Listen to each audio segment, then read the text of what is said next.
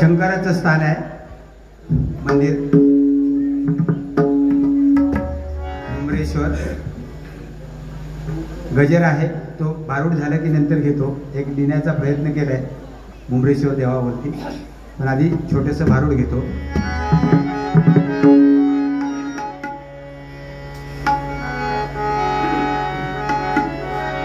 झुम झनन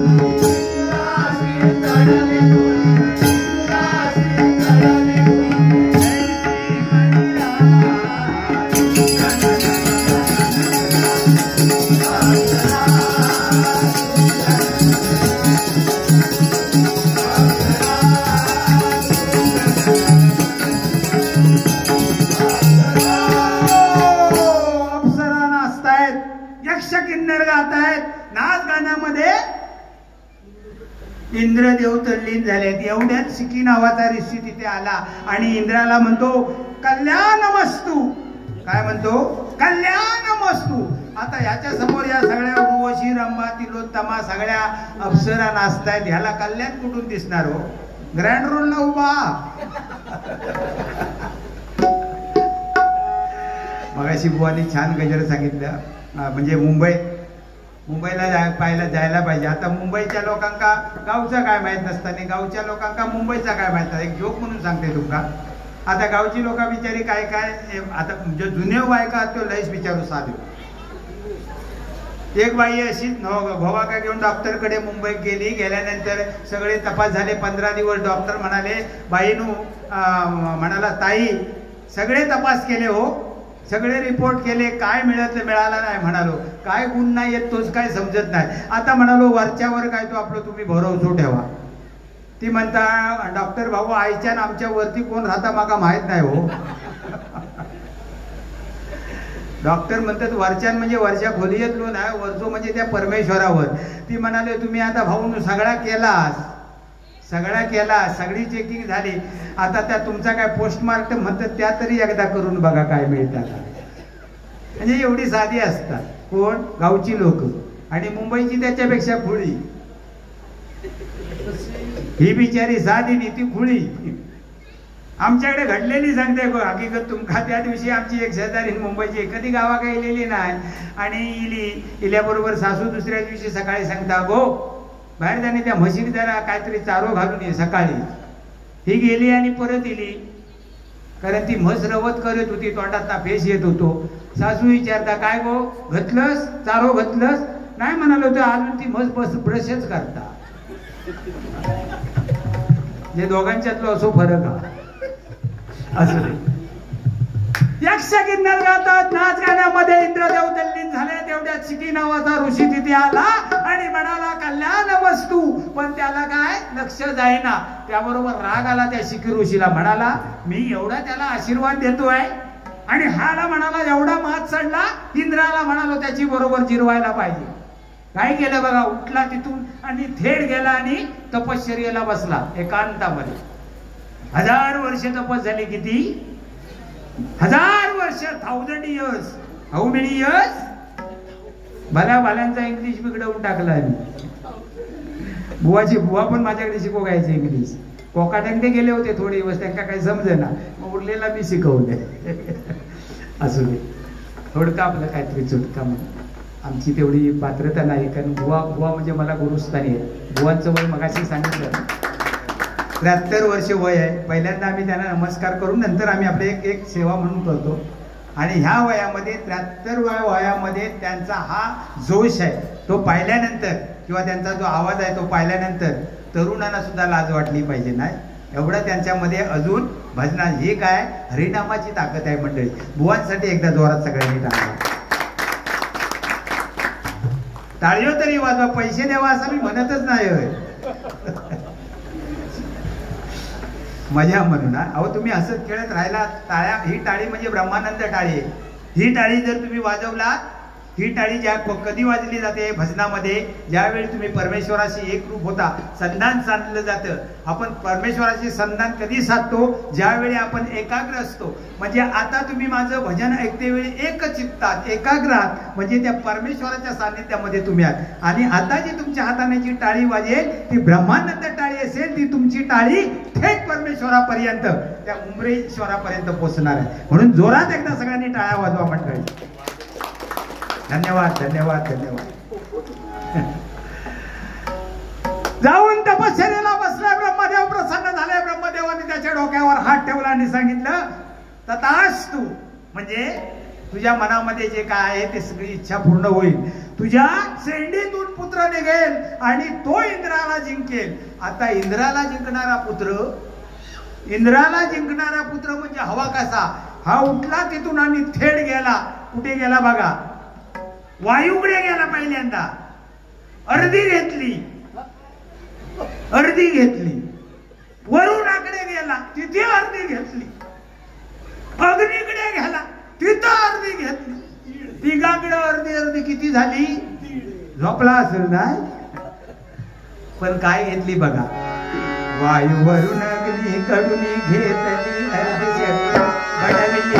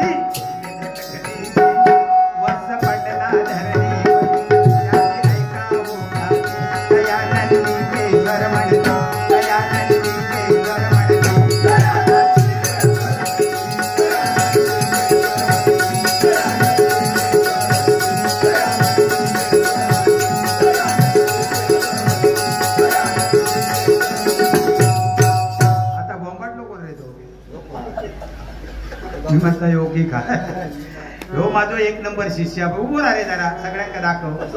सगळ्यात पहिलो शिष्य. आवाज एवढं सुंदर, सगळा सुंदर. डबल वाजव पण त्या भरपूर होते. पण हाता काय आमच्या दोघात म्हणून पेटी एकच. आता मी गुरु म्हटल्यानंतर तो वारी घेत नाही.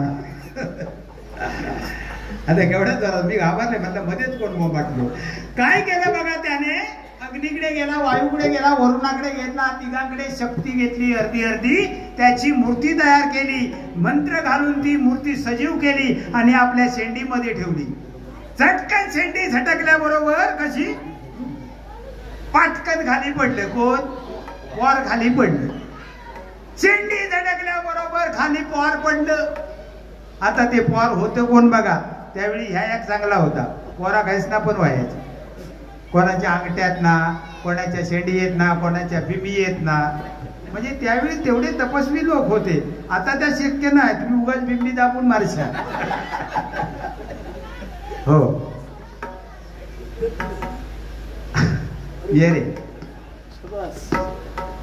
हस बाबा. दिंडी भजन, दिंडी भजन.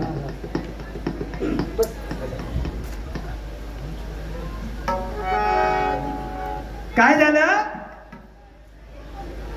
शेंडी आपटल्याबरोबर झटकल्याबरोबर खाली नंदी जन्माला आला.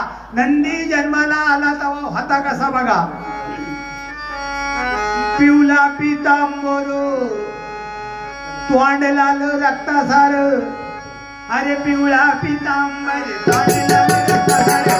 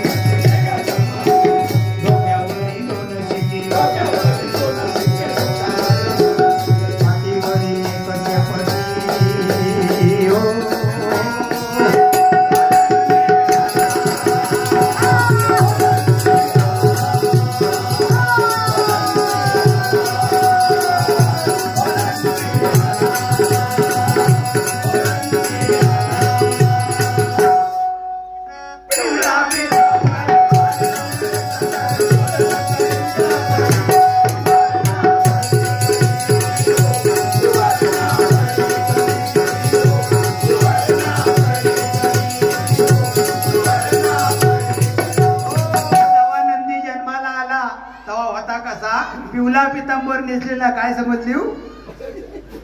पिवळा पितांबर नेसलेला, तोंड लाल रक्तासार, डोळे तप्त इंगळा परी, असा एकदम क्रोधिष्ट तो. आता मूल जन्माला आलं की त्याला पहिल्यांदा काय लागते? भूक लागते. तशी याला भूक लागली. कोणाला? आधी ज्याच्या पोटामध्ये तिघांची शक्ती. त्याला एवढी भूक लागली, धावत पलत धावत पलत धावत पलत. वसाडा गेला कुठं? गेला तो थेट जाता जाता पळता पळता त्याने क्षीरसागर पाहिला. काय? कोणाचा क्षीरसागर? विष्णू देवाचा क्षीरसागर. क्षीरसागर पाहिला. काय? हा म्हणतो नवसागर. नाही, तुझं पण बरोबर आहे, दोघांचा कलर सारखाच पण चव वेगळी आहे. क्षीरसागर पाहायला गेला आणि घटा घटा घटा घटा दूध प्यायला लागला. क्षीरसागर म्हणजे दुधाचा सागर. घटा घटा प्यायला लागल्या बरोबर विष्णूचं दूध खाली आलं. कोण? विष्णूचं दूध खाली आलं आणि त्याने याला पाहिलं आणि बाण बिन सोडून, भाले भरची सोडून त्याला मारायला सुरुवात केली. पण वज्रधारी देह त्याचा, अंगामध्ये तिघांची शक्ती, एकाचाही बाण घुसेना. लागायचा बाण डुबू, जायचा चमडीवर बसला की परत मागे डुबू.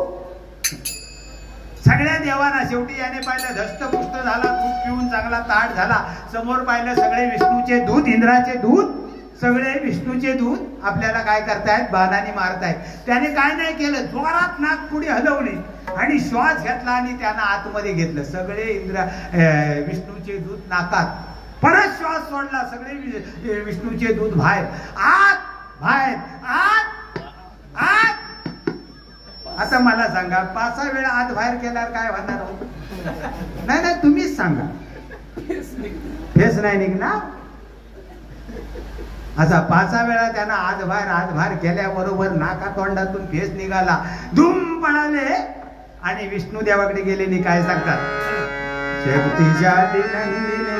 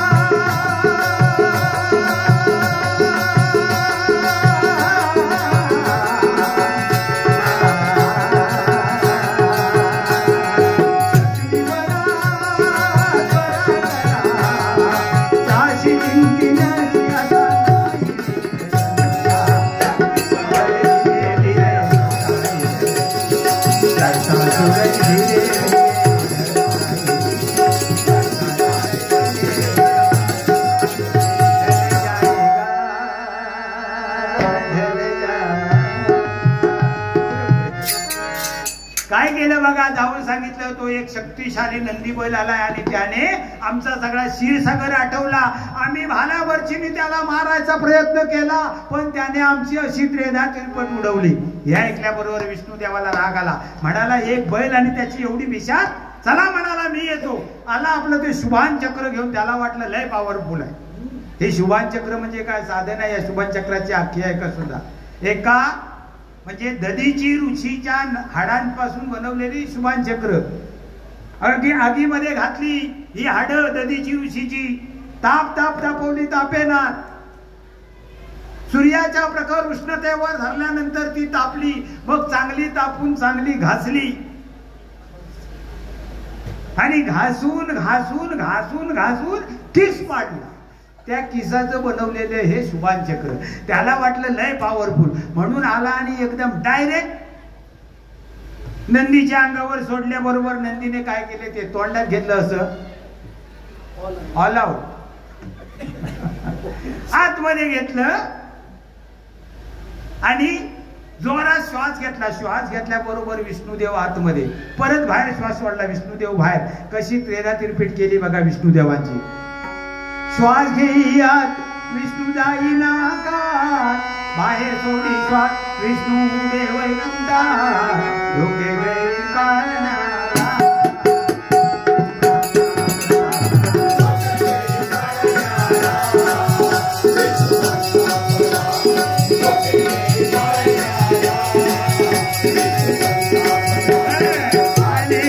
उसकी आई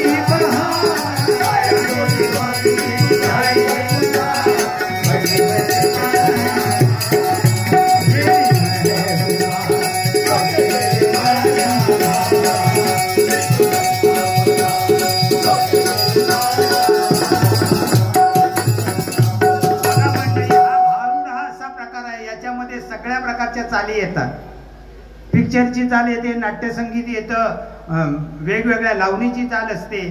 पण आता काय सवय झाली आहे, बुवा लोक काय करतात 2020 मध्ये सांगायला मला वाईट वाटतं की आपला जो भजनाचा गाभा आहे तो सोडून फक्त पिक्चरची गाणी, 10, 15, 20, 25 पहिली पिक्चरची गाणी बोलणार, त्याच्यात गजेर झाला. अहो तेवढ्या वेळामध्ये भारूड होऊ शकतं आणि या भारुडापासून तुम्हाला आपल्या ग्रंथपुराणाची माहिती मिळू शकते, काहीतरी कथा तुमच्या कानावर पडू शकते. पण काय झालंय 2020च्या जमान्यामध्ये हे सगळं रास पावत चाललंय. सगळ्यांना विनंती आहे, जरी 2020 ठेवला तरी त्यांच्या कानाला धरा आणि त्या बुवांना सांगा की जर तुला भारूड म्हणायला येत असेल तरच तू डबल भारी घे, नाही तर डबल भारीच्या भानगडीत पडू नको. असं बाळांनो आमची संस्कृती संपू नका. अहो त्या लोकांनी जीवाचं रान केलं, 70, 75 वर्ष त्या लोकांनी भजन केली आणि ही कला टिकून ठेवली आहे, तुमच्या आमच्या हातात दिले, सुपूर्त केले. आणि ते गेल्यानंतर सगळे आपले बुजुर्ग लोक आज या 10-15 वर्षात आम्ही त्याची विल्हेवाट लावून टाकली. शरम वाटली पाहिजे आपल्या मनात. विनंती आहे सगळ्या बुवांना, सगळ्या लोकांना आणि तुम्हाला जनता जनार्दनांना सुद्धा की आपली जी संस्कृती, आपला जो साचा आहे त्याच्यामध्येच भजन करायला सगळ्यांना सांगा. ही पिक्चरची गाणी वगैरे तुम्ही कॅसेट ऐकू शकता किंवा आता YouTube वरती सगळी गाणी मिळतात, फक्त वरती नाव टाकायचा. तुमका कोणाचा ऐकूचा, अजित कडकडेचा ऐकूचा की आणखी कोणाचा ऐकूचा, कुठल्या पिक्चरचा, तुमचं नाव टाकलंस की येता गाणं ऐका ना घरात. त्याच्यासाठी त्या भजनी बोंगा 500 रुपये देऊन त्यांना नाचोक लावतास, काय गरज आहे त्याची? त्याच्यापेक्षा त्यांना सांगा बुवा एखादा चांगला अभंग म्हणा तुमच्या गुरुजींनी दिलेला. अरे आपल्या गुरुन दिलेलो आधी अभंग चांगलो म्हणा, मग ते पिक्चरची गाणी म्हणा ना. विनंती आहे सगळ्यांना, रागवू नका आणि सांगायचा तो आम्हाला हक्क आहे. कारण आम्ही आतापर्यंत सांभाळायचा प्रयत्न केला, आम्ही सुद्धा खूप चुकलो होतो, पण आम्हाला सांभाळलाय, आम्हाला स्वतःला सावरलाय. आणि भजन कला काय आहे जे आमच्या बुजुर्गाने हातात दिले आहे तो वसा आपल्याला पुढे द्यायचा आहे. त्याच्यासाठी आपण सगळ्यांनी मिळून प्रयत्न करूया. मी तू किंवा 2020 वाले नको की पारंपरिक वाले नको, सगळ्यांनी मिळून हा वसा चालवला पाहिजे. आणि म्हणून सगळ्या बुवांना विनंती करतो, काही करा, 2020 करा, हरकत नाही, पण जो आपला भजनाचा साचा आहे तो मंडळी कायम ठेवा. खैसारीला होता भिरवंड्याचा पुस्तक, भिरवंड्याच्या पुस्तकाची कथा माहित आहे. तिकडे सगळे भिरवंड्यात सगळे सावध वगैरे आहेत ना, ते सगळे म्हणजे मानकरी आहेत. ते ग्रंथ वाचू घेतला नी बघतात वाट सगळ्यांची, 10-1 वाजता चालू करतात, 11:30 वाजता दुसरं मेन त्यांचा गावकार असता तो येतात. आता तो येलो की परत पहिल्यापासून सुरुवात करूची लागतात. 12 वाजता दुसरं गावकार येतात, परत पहिल्यापासून सुरुवात. असा रात्रभर चाललेला असला पुस्तक पुढे जायचं. म्हणून त्या भिरवण्याचं पुस्तक लिहिलेलं. हा तर काय आलं, नंदी आपल्या विष्णुदेवाला चांगला आतबाहेर केल्याबरोबर, विष्णुदेवाला आतबाहेर केल्याबरोबर विष्णुदेवाला राग आला. हातामध्ये गदा होती, ती घेतली आणि तोंडाजवळ गेल्याबरोबर दानकन मारली. कोणाच्या? नंदीच्या दातावर. काय झालं बघा, विष्णू भडकला, विष्णू भडकला.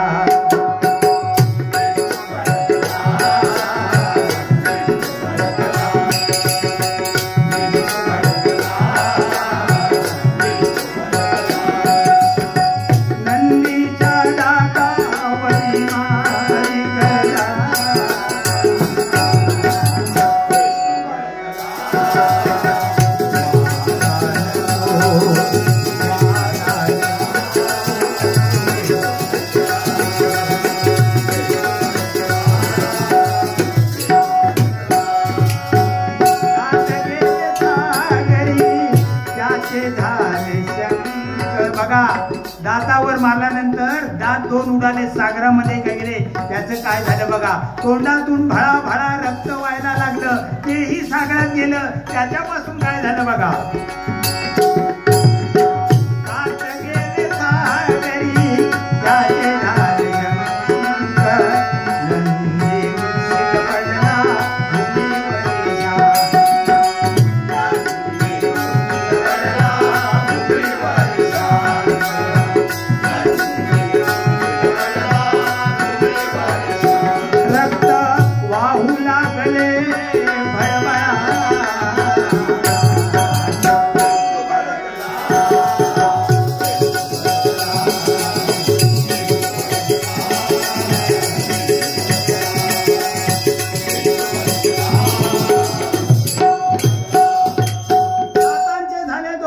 तोंडातून भळा भळा रक्त व्हायला लागली. त्याची झाली 14 रत्न. देवाने ती 14 रत्न काढण्यासाठी केवढे परिश्रम घेतले बघा. मंदार पर्वताची रवी, वासुकी सर्पाची दोरी, एका बाजूला देव, एका बाजूला देव, एका बाजूला दैत्य, घुसळून ही 14 रत्न बाहेर काढली. जसं रक्त थांबलं, हा शुद्धीवर आला. साधारण बघतो तर काय, समोर विष्णू दिसल्याबरोबर गेला आणि जोरात धडक मारली. विष्णूला आडवा पाडला. विष्णूला आडवा पाडल्याबरोबर छाताडावर पाय देऊन उभा राहिला. आणि विष्णुदेव म्हणतोय, बाबा मानता हूं यार तेरे को. विष्णुदेव म्हणतात, छातावर पाय देऊन उभा कोण आहे?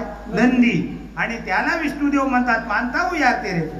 आपला असाच असता, समोर तो एखादो इलो तर आपण अगदी ताकद हात वर असे करीत जाता, पण त्यांना एक कानाखाली हा आवाज काढला की राग इलो काय उघात हवा अर्धी निघून जातात. तशी विष्णूची हवा निघून गेली. विष्णुदेव म्हणतात, तुला काय हवं माझ्याकडून? तो म्हणाला, मला काय द्यायची गरज नाही. मी जर आता जोर लावला ना, पाय दाबला तर तुझं सगळं बाहेर येईल, आतडं पोतळं. तुला काय हवं ते मागून घेऊ. विष्णुदेव म्हणतात, हिव पण मांडावली चांगली आहे. विष्णुदेवाने काय केलं, काय मागितलं बघा. म्हणाला, बाकी मला काय नको, तुझं हे नेसलायस नसा काय ते पिवला पिवला पितांबर, ते मला दे सोडून. आता हा बैल, नंदी बैल, त्याला काय दिलं सारखं सोडून त्याच्या अंगावर भिरकावलं आणि सुटला. आम्ही कसे 10वी पर्यंतच फिरायचे, आपल्याला काय माहित होता तेव्हा. तसा हा गेला बघा नंदी, धावत पळत गेला आणि आपल्या बापाकडे म्हणजे सुकी ऋषीकडे गेला.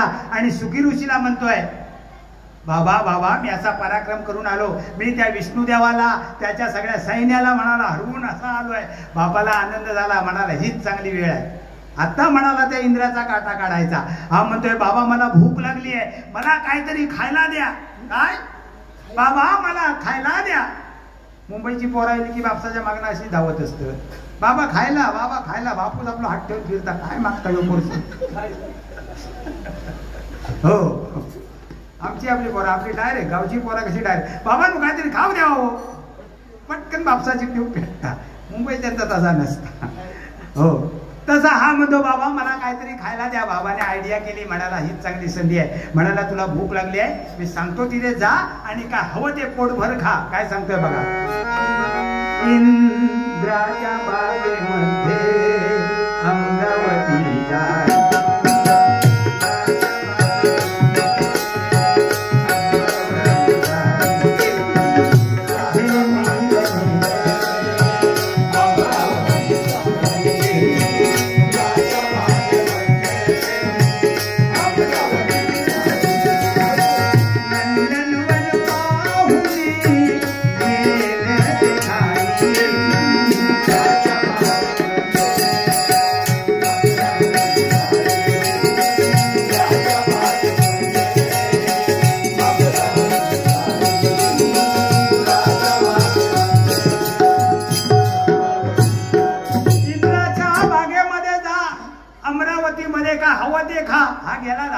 धावत पळत बघतो तर बाग सगळी बहरलेली, फुलं फळांनी बहरलेली, पण सगळ्या वरती म्हणजे झाडावरती, खाली काय नाही.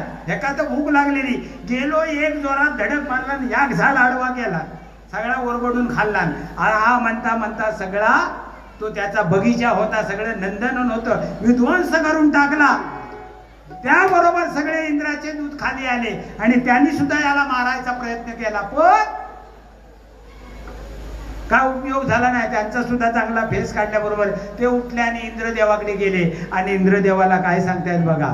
इंद्रदेवा काय म्हणतायत बघा. शक्तिशाली बैल आला नंदनवाला,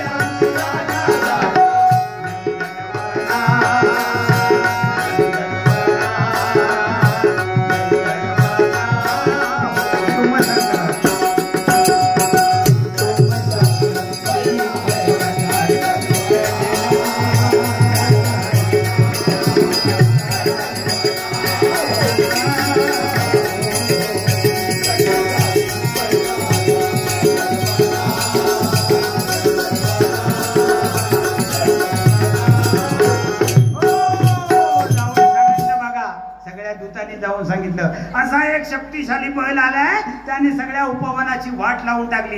इंद्राला सुद्धा राग आला. इंद्र आपला आला तो वज्र घेऊन गेला आणि सरळ पाहिलं तर नंदीच्या अंगावर तो वज्र टाकल्याबरोबर वज्र गिळाला आणि असा चांगला तोंड करून पुढं होता. कसा असा तोंड करून पुढं होता. कोणाकडं? इंद्राकडं. गारकन फिरला आणि तोंड होता तिकडे काय झाली,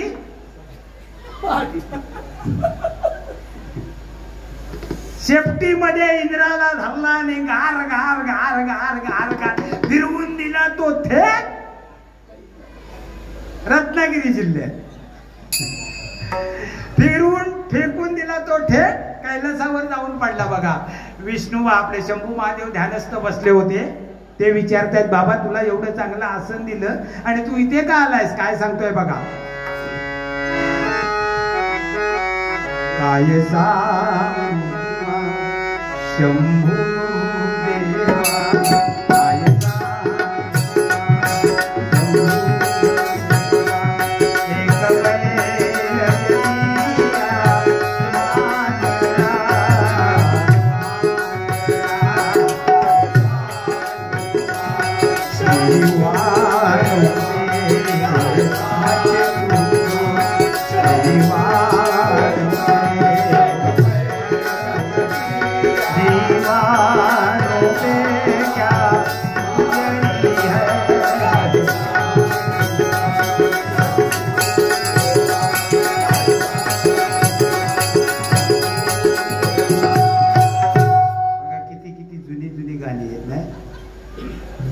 छान वाटतात ऐकायला. म्हणजे ही जुनं ते सोनं आहे हो. पण काय आता म्हणतात तशातलं आमका म्हातारे पोहून काय विचारता कोण.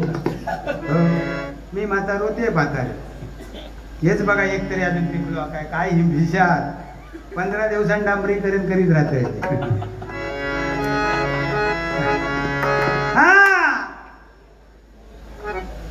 शंभू देवाला सांगितलं काय सांगू. म्हणाला असा असा तो बैल आलाय त्याने माझी असा आपल्या राज्यात आणि बैलाला एवढा मास.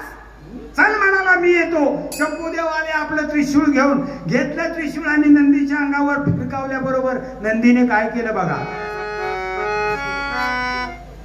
त्रिशूळ फेकून शंभू मारी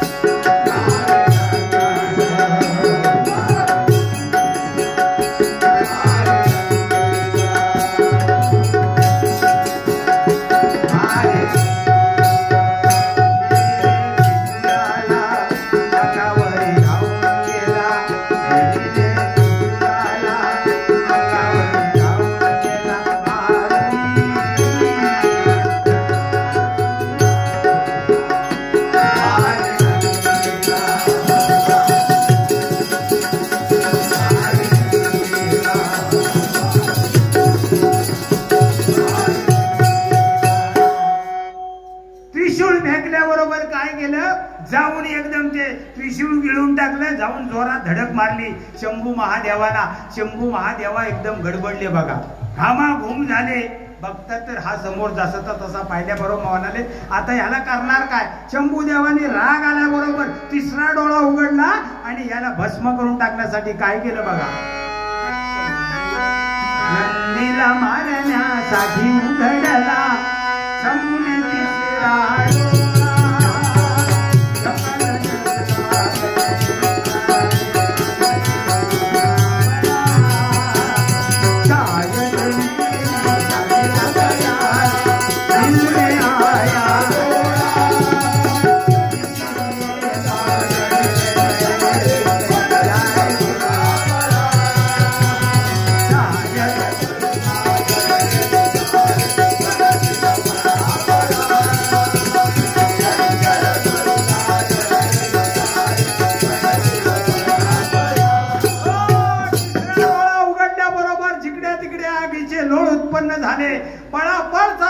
डोंगर पर्वत सगळी झाडं झुडप जळायला लागली, जळून खाक व्हायला लागली. पक्षी पशु पक्षी सगळे पळायला लागले. शंभू महादेवांका वाटला आता हे जो कोळसो झालो असं, म्हणून त्यांनी काय केलं, जो अग्नी सोडला होता तिसरा डोळा उघडून तो काबूमध्ये घेतला आणि सगळं शांत झाल्यावर बघतात तर काय, जसा होता तसा नंदी समोर उभा बघा. जायच्या थय आणि खय, जसा होता तसा नंदी एकदम लाल डोळे पाहिल्याबरोबर शंभू महादेव म्हणाले हा तर का आता ऐकणार नाही, याची शक्ती का म्हणालो वेगळीच आहे. त्याची स्तुती करायला सुरुवात केली. कशी,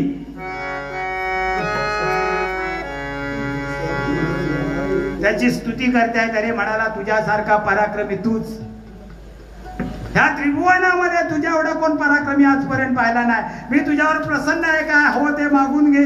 त्याने शंभू देवांना सुद्धा तेच सांगितलं, मला मागायची गरज नाही, तुम्हाला जर काय माझ्याकडून हवं असेल तर मागून घ्या. त्याने काय मागितलं, शंभूदेव काय म्हणतात बघा. तुझं नाही कोण जग पराक्रमी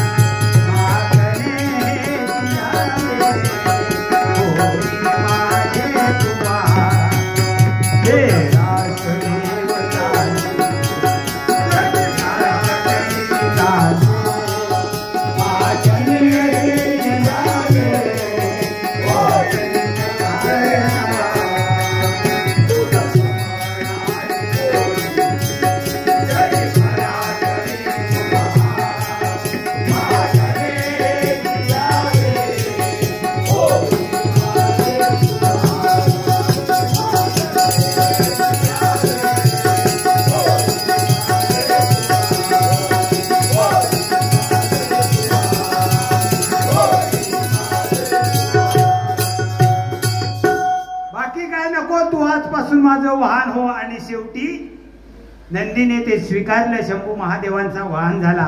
आणि त्यावेळी शंभू महादेवांना त्याने काय सांगितलं, शंभू महादेवाने त्याला आशीर्वाद दिला. कारण ह्याच्या पोटामध्ये सगळ्या देवांची आयुध गेली होती त्या नंदीच्या पोटामध्ये, म्हणून त्याला आशीर्वाद दिला की आजपासून तुझी विष्ठा म्हणजे शेत पवित्र होईल. कारण सगळ्या देवांची आयुध त्याला स्पर्श झाली होती. आणि या नंदीची शक्ती कमी करण्यासाठी एक वेळ सगळ्या देवांनी मिळून त्याच्या वृषणाला ओढलं होतं. लोळकंबत होते सगळे, असे लोंबकळत होते सगळे. त्यावेळी सगळ्या देवांचा हात त्याच्या वृषणाला लागला. ऐवज असता तो काय हो त्याला लावला, म्हणून तो वृषण पावन झाला. शंभू महादेवाने सांगितलं माझ्या अगोदर तुझं दर्शन लोक घेतील आणि मला तोच नमस्कार पावेल जो प्रथम तुला नमस्कार करेल, तोही कसा मागून. पुन्हा नाही नंदीचा कधी नमस्कार फोडून नाही नंदीला करायचा. जायचं मागे मस्तपैकी हात लावायचा, तो ऐवज असतात नमस्कार करायचा आणि मग शंभू महादेवांना नमस्कार करायचा. शंभू महादेवाने त्याला दिलेला तो आशीर्वाद आहे, माझ्या आधी लोक तुझं दर्शन घेतील तोच नमस्कार मला पावेल. अशा प्रकारे नंदी शंभू महादेवांचं वाहन झाला आणि आमचं भारुड इथे संपलं.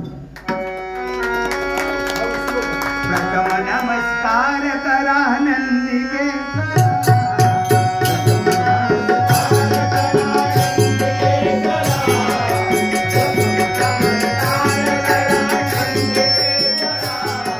वेल